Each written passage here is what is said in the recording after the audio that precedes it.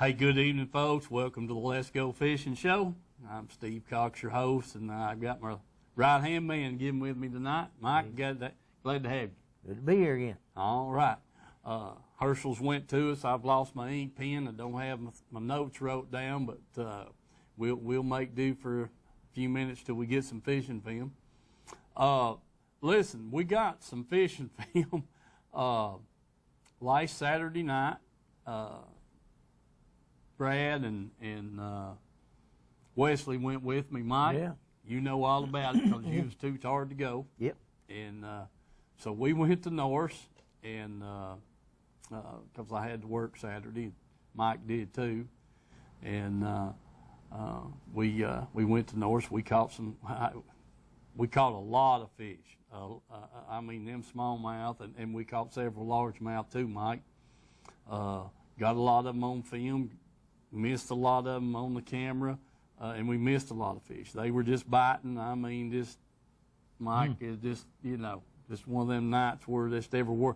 And we didn't go far. We just started up the bank, back in the coves, and anywhere there was a rock ledge, you could get a bite. I guarantee you, and sometimes two or three. So, we had a ball there. We got some of it on film, and brought some baits to show you here what we did catch them on, and talk about the fishing trip. But that's things going on, and there's a lot of things going on this weekend, being Memorial Day and this, that, and the other. So I want to say hello to Bill and Polly and Gay up there in Clinton. Also to Matt Crumley and family. Talked to Mac last week on the phone, and hadn't talked to him in a while, and as naturally I needed some things, and called him and got it taken care of, and it was good to get to talk to him. I told him I'd be up and see him and the family in a few days, and hash over some old times and that kind of thing. So and Mac and Dwayne Hickson fished a tournament there out of Point 19 last week, and I think they won it. Oh, yeah, with I believe he told me they had 4 smallmouth or something like that, weighed about 15, 16 pounds. So that was a good catch. Good catch. Yeah. So anyway, they done good in that, and there's a tournament going on up there tonight down there. I think it's coming out of Mountain Lake. Right. Boy I work with fishing, and Jason Foster. So it's a one fish tournament, though, Mike. One fish. Yeah, one fish. So you can't take 2 little ones and make one out of it. It's a one fish tournament. No, you going to tell them what you went up there to try to catch, yo? Well, we went to walleye fishing. Yeah, that's what I meant. But tough, too. Yeah, I tell you what, that was kind of out the window. We said, well, okay, we're going to smallmouth fish now till or bass fish till the moon comes up. Yeah. And Brad, he had his jerk bait on there, and I had mine on there, and had my jigs on, and Wesley, I had him all jigged up there, and had a hair fly on one rod and a rubber jig on another rod, and so anyway, bottom line is the walleye was nil. We didn't. 3 trips that we've been nil on. Yeah, not got the first thing. Check your mic. I think he said yours wasn't working, Mike. It's on green. It's on green, Herschel. All right. So anyway, we didn't do any good on the walleye fishing, so we stayed after the bass and done pretty good at that. And we got some film on that, and we're working on some lighting. I played the thing back at home, and it showed up pretty good. But I told Brad, I said, the person in the back of the boat is going to have to wire another one of those lights on their head, like I do, and I think we'll be all right. We will try that on the next night trip and see how that works, folks. So, Herschel, if you want to, show us that film, and then we'll come back and talk about what we caught them on. He's got one here. Looks like a pretty good one. Wesley said you got a good picture of it with? Yeah. All right, folks, we up here on Norris Lake, and we've caught several smallmouth, and that's the biggest one we've got in the boat so far. So we're going to keep trying them here tonight. We'll see how long the camera works. You got a good picture of it, Wes? Yep. All right. Let's put him back and get another. All right. Well, Brad's got one here. She's poor spawned out. Don't let it go back with you. Yep. All right. So our Brad's got another fish, good fish. Buddy, I'll tell you what, we just absolutely are having a ball here. I'm fooling around not getting the camera, and Brad, that's a good one. Yep. That's a good fish right there. We're gonna let her go. All right. All right, folks. There's another one of them North Lake smallmouth right there. Pretty good fish. We're just having a ball here. I'm telling you, they are biting. All right, back in the water. All right, folks, Brad's got a pretty good fish on here this time, Brad. He's digging. Get him in. See if I can get him in the... Oh, yeah. Yeah, man. There you go. All right, Brad. Yeah, boy. All right, folks. Brad's got another one there. Attaboy, Brad. Good deal. Pretty smallmouth. Right.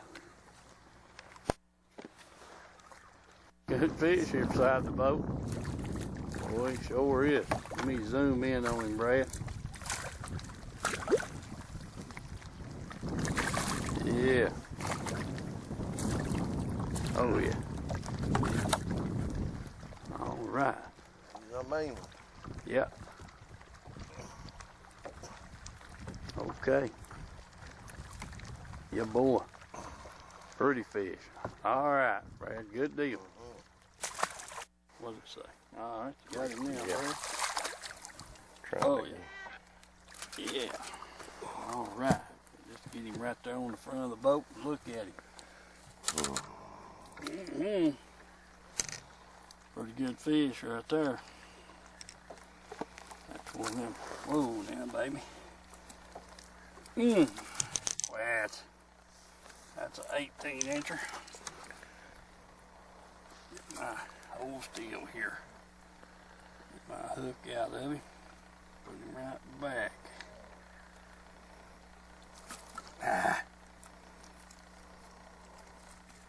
There we go. All right. Fish is poor, but he's 18 inches or better. Get a good shot at him there. Drop him down just a little bit.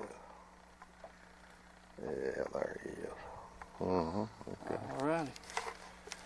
Back in the water. Now when you touch that button twice, it kicks it back on. All right, folks, I got another one laying here on the front of the boat while Brad's getting. Oh, I told you they ought to be on there. That's a nice one right there, Brad. Yeah, turn the camera. Yes, sir. Got another one, 2 or 3 casts later. Good fish. All right, we finally got on something up here now. I'm telling you, these fish are biting. I don't know how many we've caught. 20, 25 fish, and missed that many more. So they're biting. We're going to stay with them. All right, Brad. Good deal. Folks, Brad's got a pretty good fish there. If I can get him on camera here.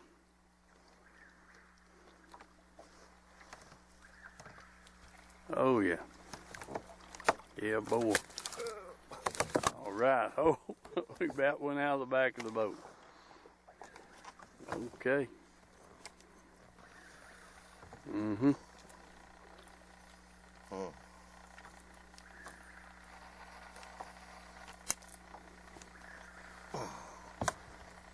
Let me get him on here, Brad. Oh, what you got there? Get the light on him. Back out a little bit on the zoom. Oh, yeah. All right, man. right, folks. That's handy. I threw him up in the boat. All right, there we go. Nice fish right there. All right, there we go. Boy, I tell you, we didn't film as much as we should have, Mike. That was short and sweet compared to all the fish that we caught and let get off. But anyway, we had a good trip. My cameraman, he conked out on me there pretty early. So he's out of school now. He's going to have to get in shape. I'm going to start making him stay up of a night and sleep of a day so that he can be ready to night fish with me. You gotta quit taking that rod away from him. Yeah, right. I guess that's right. Yeah. he got hung up there, and man, I tell you what, I had that lure retriever, that golden retriever down there, and I had it hung up, and I was that close to tying it off to the nose of the boat and backing up. But I finally felt it jingle just a little bit, and I kept fooling with it, and finally got it to come loose. Like to never got that thing loose. So anyway, I know we don't have our close-up camera, but Mike, I should have brought the ones with the chunks on them. Dadgummit. Yeah. But folks, we were throwing 2 or 3 different baits, but the rubber jigs and naturally the higher jigs, the higher flies, Mike, in that kind of thing. Watermelon was a good color. The brown and chartreuse was a good color. The dark and the light brown worked well. And then Wesley was throwing the chartreuse and blue, and he lost the only 2 that we had of those. Oh, my goodness. So he was done. He's going back to see Paul, I guess. He said, I've got to go see Paul. Yeah. He asked me, he said, Papa, when we going up there to Paul's? Yeah. And I said, well, I don't know. He said, well, as the last chartreuse and blue fly we had. And I said, no, I didn't know that. He said, yeah. So that was the last one. So we will have to go see him. So, Paul, get ready for some company. Get the jigs, get the thread out and get ready. We'll see how that goes. But Paul and Bill was on Dale Hollow last week, and I haven't talked to him to see how they done on their trip, and but I'll get in touch with him to see, or he may call in here after a while and let us know.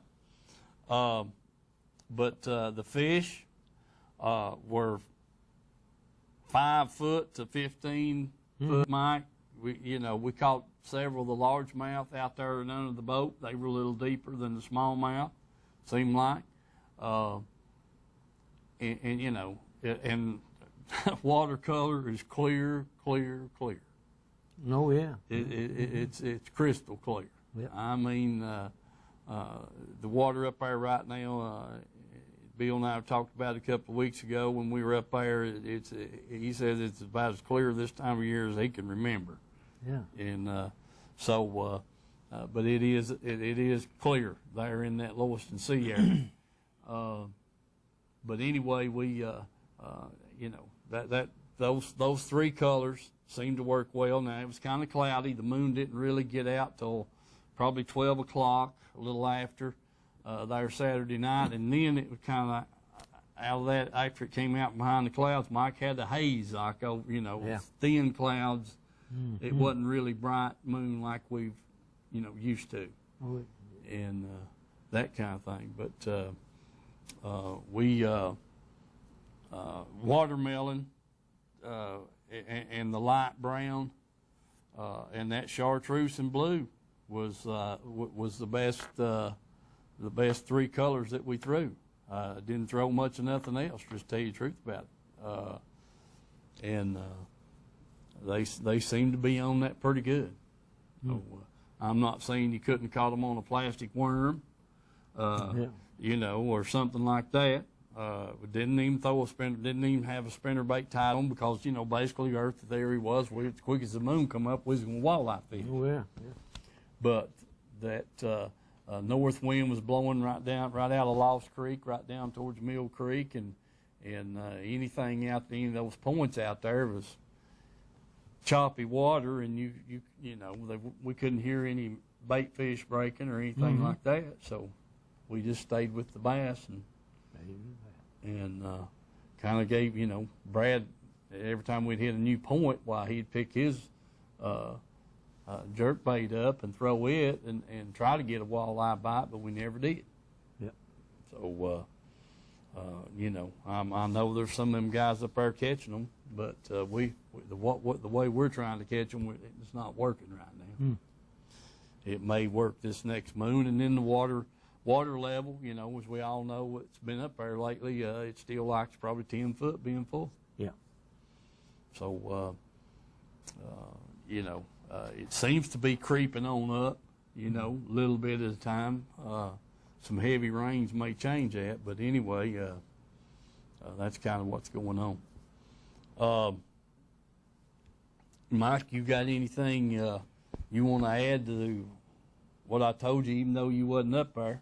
Well, I went Sunday evening down to the Watch Bar about 3:30, 4 o'clock, and down Emory and put in. I flipped around for an hour or so there, caught 6 or 8 bass. Probably had 3 that was close to keeping, had one that was maybe 3 pounds. And then started trying some other stuff, and I got that little Strike King KVD plug out, and that little old square bill on it runs about 2-3 foot deep, and I come around that one of them little old points there, the way that wind was blowing, and evidently it was doing something to the minnows, because, man, it's the fish I caught, and they wasn't none of them even close to keeping, but it was every cast, and sometimes 2 on the cast, and a stripe, and they were just eating it up as fast as you could throw it out there. Last year's hatch in there feeding. Yeah. They all grow up. There's going to be a lot of them down there, I'll tell you that. Well, that sounds good. I'm glad to hear that. And then Brad made the comment there Saturday night that we caught a lot of small fish, the 12 and 13 inch fish, up to 14 inches.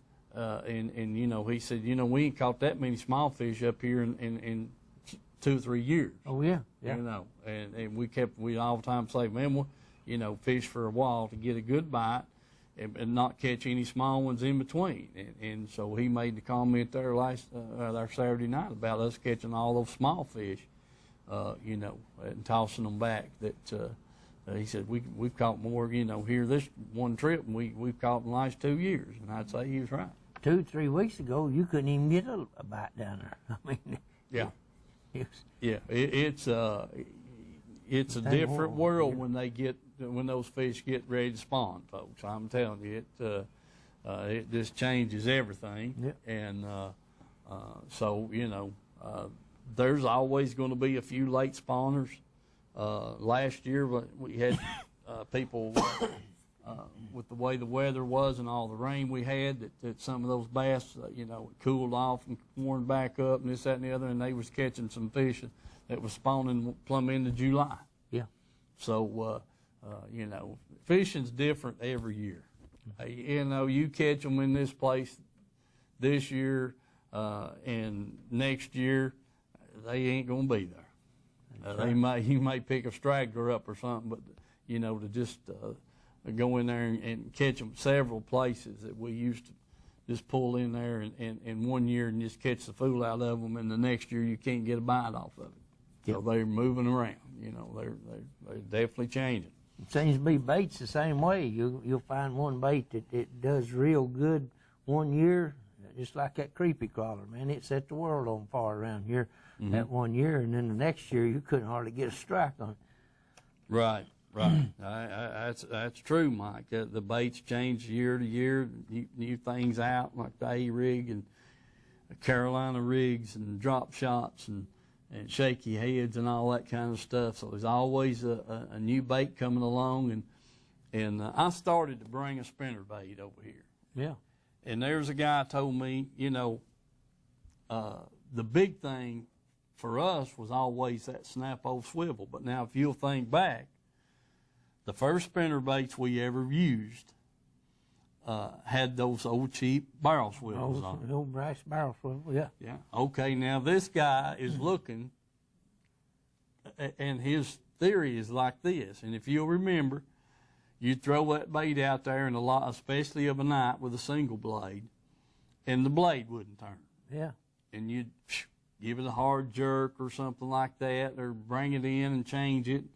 And then the snap-o swivels come out. A ball-bearing swivel, folks, is what it was.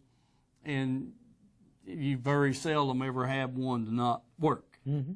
And now this guy's saying that now that what happens when that barrel swivel locks up, it causes that bait to act crazy. Well, it might do it. So we don't know that because we never, when we wouldn't buy a bait without the snap-o swivel. Mm-hmm. And then the second thing is if we did, or if we had a bait, we was buying them swivels 25 and 50 at a time and changing them all out. Yeah.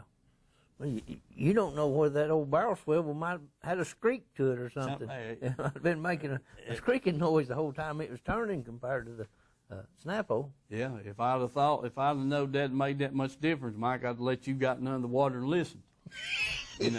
We'd just found out. But I didn't think nothing about it at the time. But just think of that now, folks. This fella is going back to the old barrel swivel. Yep. And we caught a lot of fish on it. Hey, We just didn't like that hanging up every now and then. What the blade not what turning. they try to do to that buzz bait? They try to make it clack or squeak or do something. Yeah, they definitely do that now. Ain't no two ways about it. So, it's always something about this fishing. I backed out of the basement, folks, when I left home a little bit. Honestly, I've been cleaning up my boat. It was so nasty, I was ashamed of it. And I took everything out of it the other evening, me and Wesley did, Monday evening, and then and took it out and started pressure washing it, and I had to do it 2 days in a row. And, Mike, I bet you I had 30 reeling rods leaned up against the wall there that come out of my boat. Now, you tell me what I need with 30 reeling rods. I don't know. You get a lot of people fishing with you at times. Well, I know, but still yet, I thought, man, that's ridiculous. But anyway, I've done decided that I was not going to load all them back up in that boat again. I can tell you that now. 3 or 4 is plenty. So probably one's all you need, really. One's all out. Yeah, that's that you one's got the right bait on it. You got the right bait. I feel the same way. So I've got to downsize some of that junk and leave them at the house. But a rod for everything that you throw, you think, and that kind of stuff. So anyway, I was ashamed of myself to look and see what a pile of reeling rods I had leaned up there. It's kind of like women with a pair of shoes. They don't want to turn around and have to go somewhere and they ain't got shoes to wear. So you ain't got the rod to throw it. So I guess that's what it is, Mike. But I don't change baits that much anyway. So I've always tried to force feed them what I wanted to fish with, not what they wanted to eat. Yeah, that's true. All right. Anyway, we're running close on time here, and I got a lot of announcements, folks, and I'm going to get started on that. Herschel, can you give us a chance to get a little drink of water?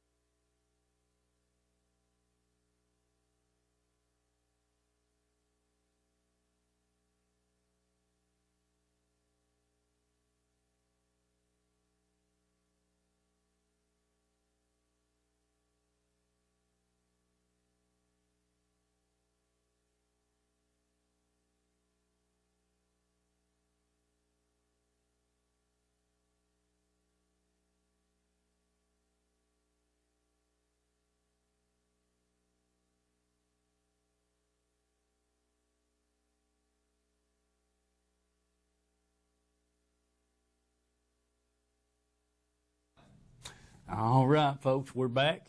A couple of little quick announcements here. I mentioned it the other day, last week on the show, about the Miners Memorial Dedication up at Windrock, and it was a big success.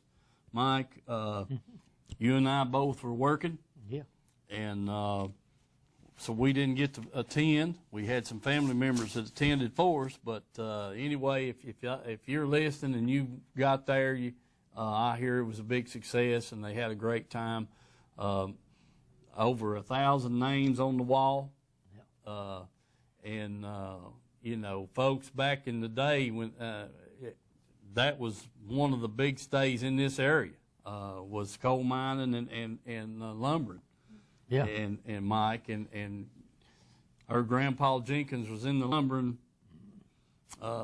end of it, and our Grandpa Cox was in the coal mining. So, you know, a lot of families in this area were fed and raised from those two entities there. So that's something to think about. But anyways, over 1,000 names on that memorial up there at the church house. So if you get a chance to go by there, that's Union Valley Baptist Church there at the end of Windrock Road, and a nice wall. I saw, my wife had a lot of pictures and this kind of thing. So if you get a chance to go by there and see that, it'd be something to see, and stories of them riding the old incline up and down the mountain, Mike, and that kind of thing. So it'd be something to see on that. The next thing I wanted to remind you about is the Kids' Day at the Hatchery at Clinton, June the 7th. Yep. You know, that's just a few weeks away, folks. You people that get these youngsters up there. I think Jason Langford said it's going to start about 8.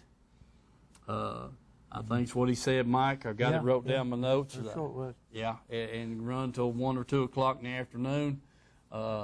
So Black Bill Dance, you know how good a time we had last year. So I'm looking forward to it, and I hope you are too.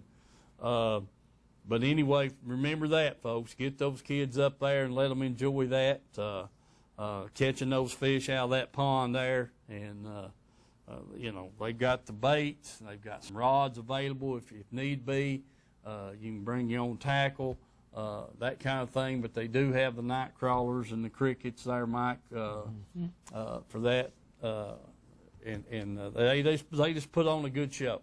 They do a good thing up there and give away some good door prizes and that kind of thing. I think about everybody that's there last year won something. Yeah. So you can feed them a little bit. Yeah, have some snacks and that kind of stuff there. So. Don't forget that, June the 7th at the hatchery there in Clinton. Make sure you make plans on getting there and attending that. And listen, it's Memorial Day weekend, and a lot of things going on. A lot of people will be on the water, and I brought a little tackle box tip here, Mike. Yes. It's the first thing you want to do if you're out on the boat is follow all the TWRA regulations. Make sure the people, I think it's 12 and under, must have their life jacket on. Yep. Now, 12 and over, you have to have one available for them, but they don't necessarily, you know, it can be on the boat, but they don't have to be wearing it. But 12 and under's got to have that thing on. It can't be laying beside them or this kind of thing, Mike. I'll be glad when Wesley gets his. He's got about 8 months to go, and but you know we still wear his life jacket, and then when the big engine's running, we've got the life jacket on. But right now he has to wear his all the time he's in the boat. So don't forget that, folks. Make sure that the youngsters have got their life jackets on, and then. Also, too, what was it, 1985? Yeah. You have to have your boater course to be able to drive the boat. Yep. You know. Jet ski or anything with a motor on it. Yeah. Anything with a motor, you've got to have that boater safety course to up to the age 21. Yep. So don't forget that for sure. And like Jason said, most of the libraries, Kingston, Clinton, Campbell County, those kind of places have those courses available. You just need to get online and check that out if you need to get that done. Just some reminders, folks. They'll be out there checking hot and heavy this weekend. You can bet on it. But anyway, Mike, this right here is something that I wanted to bring to everybody's attention. It's a fire extinguisher. It's, I carry it. That's what I carry in my boat. But here's what I wanted to bring to your attention. And I don't know if you've looked at yours or not, but look it over. This one's got a 6-year maintenance due removed from service calendar on the bottom of it. And it's stamped November of 2011. So, even though the gauge is still in the green, and, I'm assuming that it's good, I don't want to pull my tab off there and set it off, because then at that point I'm going to have to go get another. Mm-hmm. But, in other words, this thing's only good for 6 years unless it's checked. And usually the fire department does a lot of that kind of stuff. But, so look at your fire extinguisher. See if you can find the date on it, the in-service date, and that'll let you know, and it may say yours is only good for 3 years or 5 or whatever. But in other words, kind of look it over. If you hadn't looked at it in a while, kind of check it out this weekend to see and make sure it's still in good shape and ready to be used. There's a outfit over here at Carnes that checks them, redoes them, and there's a new one. It's went in at Harriman right there as you cross the bridge on the left, across from Big E's store right there. And he's into the safety stuff and fire extinguishers and everything. So you might stop by there and have him to look it over and tell you about it or something. What it needs. Yeah, I cannot remember the name of that fire extinguisher company that was involved in doing that, checking these fire extinguishers and that kind of thing, because they're supposed to be pressure checked. Yeah. Every so often. Yeah. And like I said, this one here's got a 6-year lifespan, and it says removed from service. So I've got a few more years left on it. Hope I don't ever have to use it, Mike, but I've got it available if I do. Yeah, you never know when you need them. That's for sure. That's a fact. So do keep that in mind, folks. You get out there on your boat, check your fire extinguisher, and look at that due date, because when you hand it to the TWAR officer, if that due date's out, past the time to remove from service, then he's going to, basically you don't have a fire extinguisher that's in date. So don't want to give him a reason to write you a ticket. And it may work, after that date, and it may not. Why, it's not worth the chance. No. Mike, that's, like I said, you don't want to never have to use one, but when you have to use it, you want it to work. Yep. And so keep a check on the gauge on top and make sure it shows up. All right, that was a tackle box tip for tonight, and I just wanted to bring that to you along with all the other regulations that we got to follow and that kind of thing. I don't know, Mike, this TWRA public input thing. We've mentioned that 3 or 4 times here in the last month or so. If you've got anything you'd like to see changed in next year's rules and size limits and that kind of thing, don't forget to get that into their website, and before the commission convenes next year, and may get some changes made. Let's see, Mike. A couple other things I had to wanted to make an announcement on here right quick. Oh yeah, the Medford Fire Department had their tournament to raise money, and that was who I couldn't remember to call was Fletcher Bean. And Fletcher, I hope you're watching and call in and let us know how that tournament turned out there last Saturday. Mike, I see. What was it they said won that tournament? It was a tough day, tough fishing. You can imagine that clear water and the sun out bright like it was. I don't remember if it was 11 pounds or 9 pounds that won that, and I'd like to know who won that reel that was donated from Edgemore Outdoors. You know, and that kind of thing. So Fletcher, if you're listening, give us a call back, and if you don't, then I'll call him tomorrow and try to get an update on that tournament and see how that turned out, and see how much money they raised for their fire department there at Medford and get their new building built. Yep. Mike, I'll follow up on that. Jack Raines, if you're listening, Mike Richards has got some applications for the Tennessee Sportsman Association, and I got a guy that's complaining about that street light at Point 19. It's only burning on the parking lot side, and you can't see to back down the ramp. So give me some info on who to contact to see if we can get that thing fixed, Jack, if you're listening. So we'll carry on with that. Mike, we've got a big tournament this weekend. It is for us. Huh? It is for us. Yeah, sure is.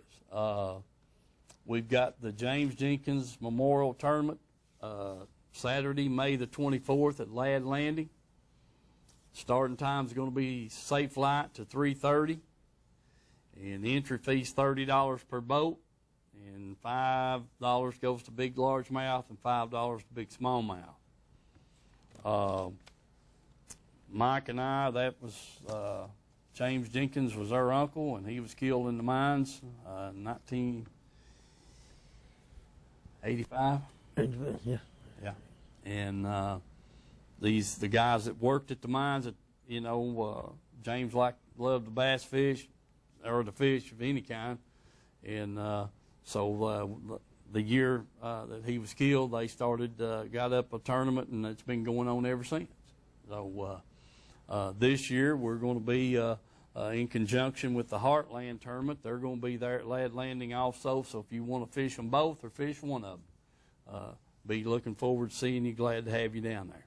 So you can get in. That's why we're weighing in. Doug's going to be handling the weigh in, and we'll sign you up for either or both tournaments, and the weights will count for both if you're into both of them. We've done this before, so nothing new. It just both of us wound up with the ramp there at the same time, so we're going to combine and do the tournaments together. Now, the only thing is that the Heartland rules will apply as far as life jackets being worn when you're running the big engine, starting times, weigh-in times, and that kind of stuff's all going to be the same following the Heartland rules. So we're going to go with that. And it looks like we got a caller, so we'll take some calls and answer some questions here.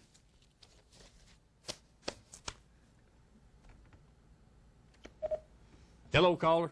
Yes, I don't know how deep in walleye is catch them about down how far down. Well, we didn't catch it. Honestly, I caught a walleye up there on Thursday night, and I was throwing a long A bomber, so they were shallow. We were sitting in about 8 foot of water, throwing in there on the bank, and they were shallow. Yeah, they were shallow. Sure were. You'd think this warm weather would be deeper, wouldn't it? You'd think so. Yeah. But he sure would. But that water temperature was, I think, 71 degrees. Yeah. So bass is probably not very deep either, are they? No, sir. No, they're not. And so but that was the only I caught some gar on that long A. Yeah. My buddy caught a catfish on his jerk bait. Or no, it was on a long A also. and we just caught a variety of everything. We caught some smallmouth, we caught some largemouth, and we had a couple of fish on we thought were walleye, but we did get one to the boat, and for sure, and all of them was coming in there in shallow water. Which one do you think puts up biggest fight, the largemouth or smallmouth? Well, I think the smallmouth pulls harder. Does he? Yeah, I really do. I think they pull harder. So, too, from my experience, it seems like that's true. I believe you're right on that. Yeah. The largemouth, he may break water more, but I think as far as just pulling, I think the smallmouth outdoes it. Yeah, I agree with you. Right. Hey, if you happen to see Fletcher, tell him, he's a real good man. Tell him everybody from Madison County and everywhere else said tell him hello. All right, buddy, I'll do it, and I appreciate you. He's a real good man. He's a good preacher, too. All right. Listen, what about how did the tournament go? Did you fish it? No, I didn't get to go. No, I had to work, but it'd been nice. I could have went, Yeah, I hear you. All right. Who was that guy in Kingston, the last tournament that come in second? Do you remember his name? Not right offhand, I don't know. I talked to him over at Kingston, and I don't remember his name. He said he done, good. I think he told me to come in second or something. Okay. Anyways, you guys have a good day and keep up the good work there. All right, buddy. Appreciate you calling in. Thank you. Thank you, too. All right, bud. See you. Yeah, I don't. What do you think about that? That's a good question, Mike. Between the largemouth and smallmouth. Well, I ain't never seen a largemouth jump as high as I have a smallmouth. Well, I ain't either. I can. Seems like I've seen them go 10 foot in the air turning somersaults, but I've seen a largemouth get on top of the water and look like he'd run for 20, 30 yards across through there on his tail. Yeah. He ain't the acrobat that the smallmouth is, but definitely that smallmouth pulls a lot harder, and usually they strike a lot harder when they hit. I think that's true. I think a lot of times a largemouth, and that's why his mouth, he just when he gets a gulp of water, that bait's just there. Oh yeah. And where a smallmouth, I think a lot of times he strikes at it to wound it or kill it, and then come back and get it. Just for meanness. Yeah. So, because the bait may look a little big for him, and he just like that, and to try to, if he doesn't get it, try to kill it or wound it where he can come back and get it. And where a largemouth take a bait like we're fishing with and just inhale it. Well, you don't have to strike. You don't see the smallmouth when you're watching a lot of that stuff. Films on them and stuff will suck it in like that. If they do, they blow it out so dang quick you ain't even feel them anyway. Mm-hmm. Or they just pull it in enough to crush it and spit it back out. So quick. Largemouth, I don't think he'll do that. He gets it to eat it. I think so too. It's just all right. Here we go. Hello, caller. Did I get him? Okay, we'll try it again. Got him now. Hello, caller. Hello, Steve. Hello, Mike. Hello, Mike. Hello. How's it going, guys? Hey, buddy, we're doing good, but now we've heard from you. How's it going? Hey, I got a story to tell you, buddy. All right, lay it on. I got that motor back from the sign shop that my student worker went and picked up for me. And normally I don't call somebody after I get them to do service or buy a product or something. You know how that is. Oh, yeah. But that was so professionally done, I had to just to pick up the phone and call them and tell them what I thought about redoing the cowling on that 30 horsepower Evinrude. That was an 89 model, and to make that motor look like it was brand new was just unbelievable.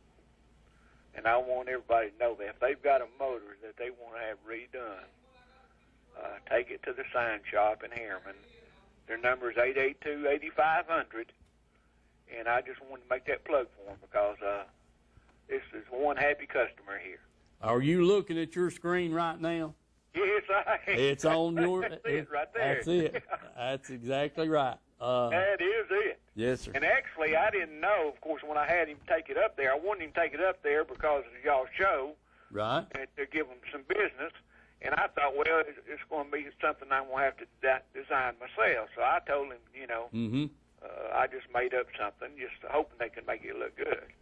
And they just made that thing look like a brand new 30 horsepower Evinrude Cowling. It's just that simple. I saw it before you picked it up, and I had her take those pictures and send them over here to Herschel because I wanted people to see their work, you know. Absolutely. And as a matter of fact, I'm already thinking I let my student worker use my old aluminum flat bottom bass boat with a 70 Johnson on it, and after getting that, I'm thinking about letting them to redo that 70 horsepower Cowling to just a newer look, because it's a mid-80s 70 horsepower Johnson, and power tilt and trim goes great with that flat bottom aluminum. And I think I'm going to get that done too. I mean, I don't expect any favoritism out of them. I'm just so tickled with the work they do. It just makes me want to get his flat bottom that I'm letting him use look even newer than the mid 1880 models. Yeah. Well, Mike, look at you. And one other thing before I hang up with y'all, I heard that conversation between smallmouth and largemouth. Right.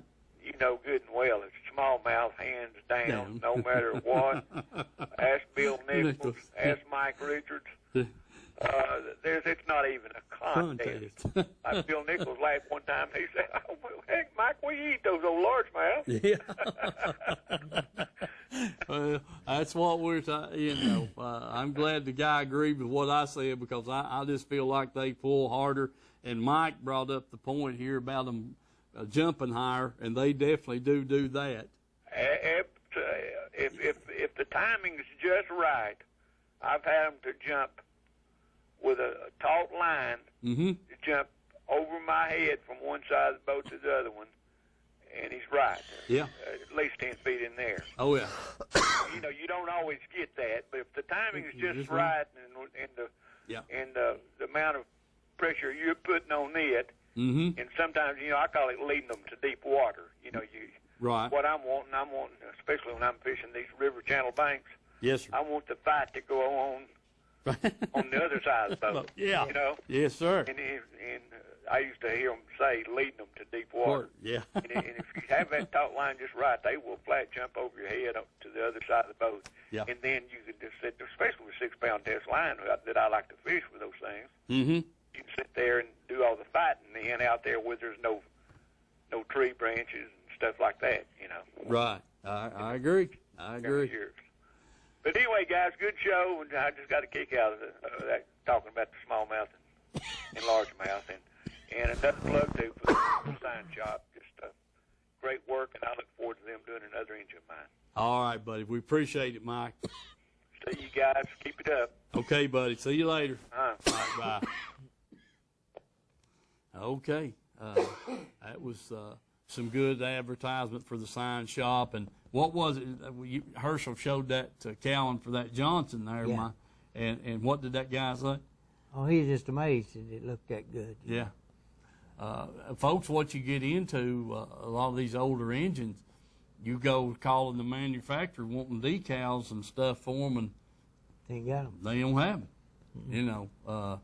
It's like a lot of things that over 20 years they quit making parts for, and the decals is part of it. So it's good that the sign shop done that. All my sponsors, folks, are just wonderful people. Citizens Bank, Edgemore Outdoors, they're on the screen there. Reynolds Racing Marine. A guy at work's going to take, had me to call for him today. He's wanting to get his injectors cleaned, and I called Glenn. He said, "Tell him bring it in here Tuesday morning."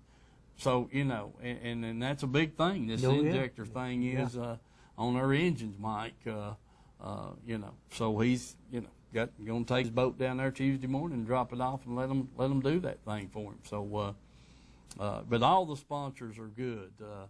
that we got, folks. And so, patronize them as much as possible. Use them whenever you can, and let them know you appreciate them sponsoring the show.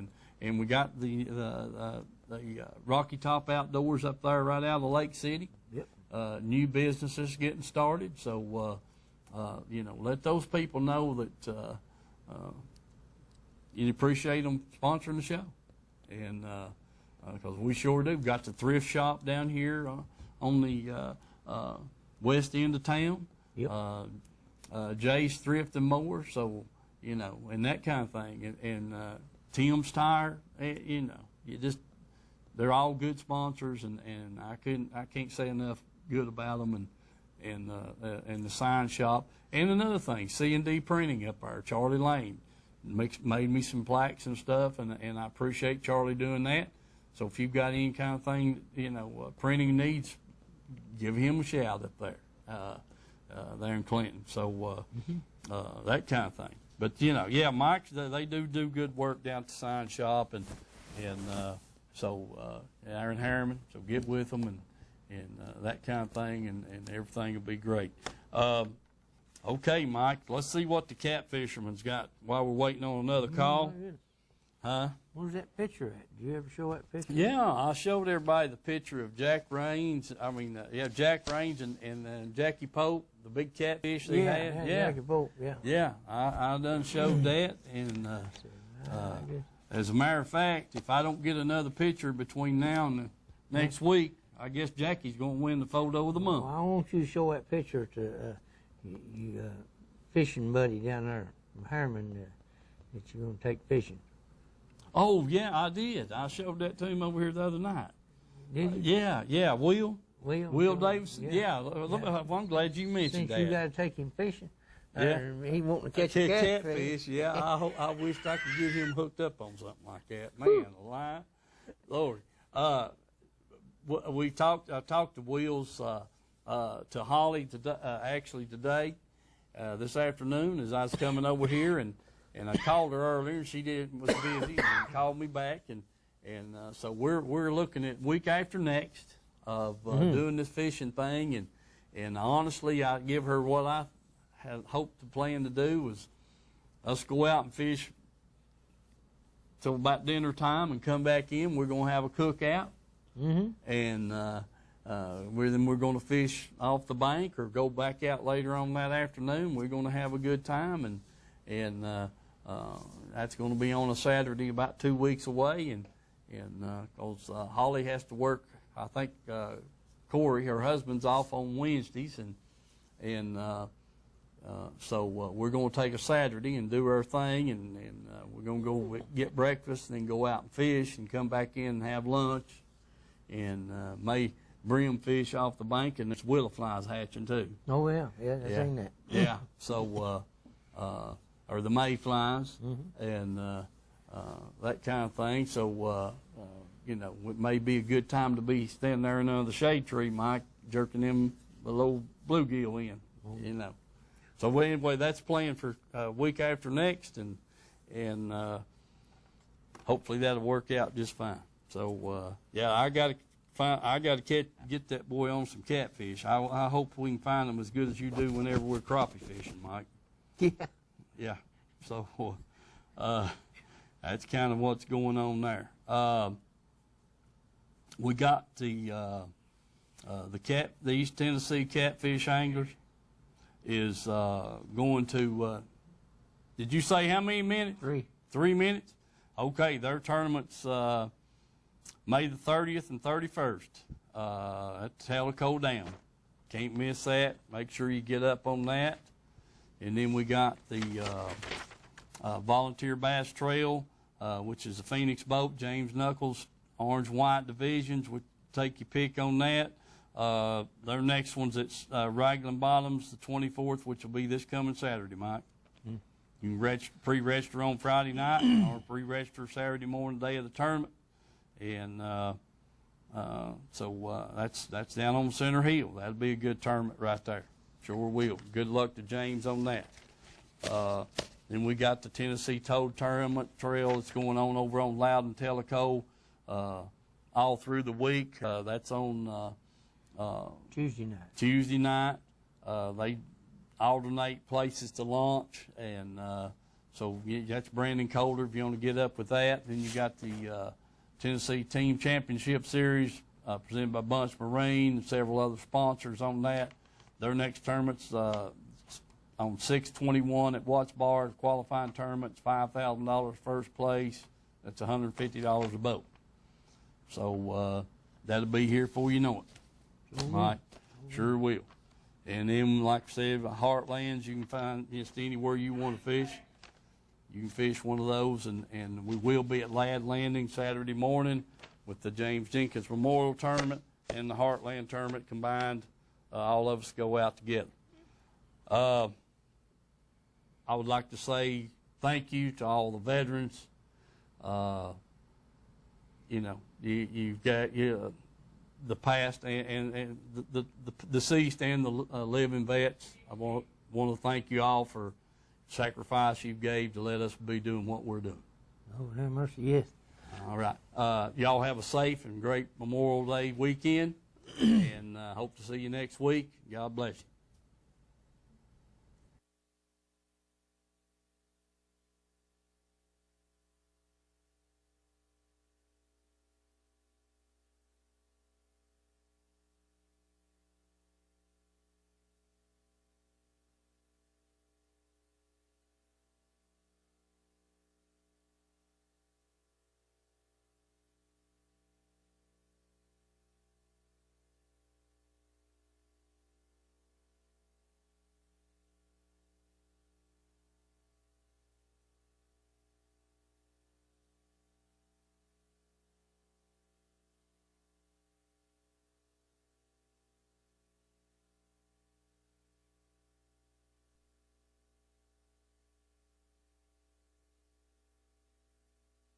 Arizona. It continues to threaten more than 3,000 residents in a couple towns between